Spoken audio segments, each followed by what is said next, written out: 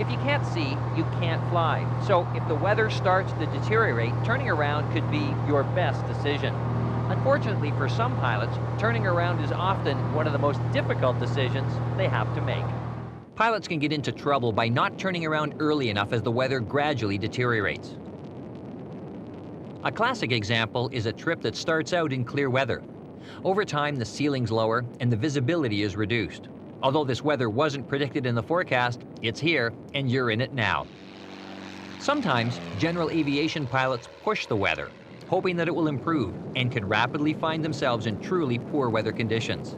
With little or no instrument training, such a flight can turn deadly. If there's a small clearing in an otherwise cloud-filled sky, don't be tempted to head into it with the expectation of improved weather on the other side. Chances are you'll find more cloud with poor visibility and conditions closing in.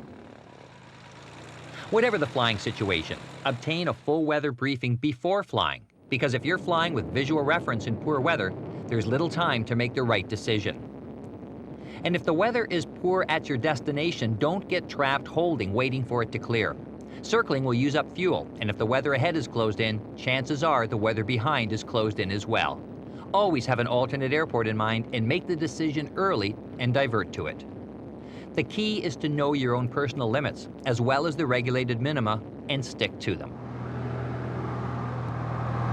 Accidents involving continued visual flight into intrameteorological conditions are often staged ahead of time by pilots who continue to press on when their instinct is to abort. So just keep in mind that old pilot's adage, when in doubt, turn about.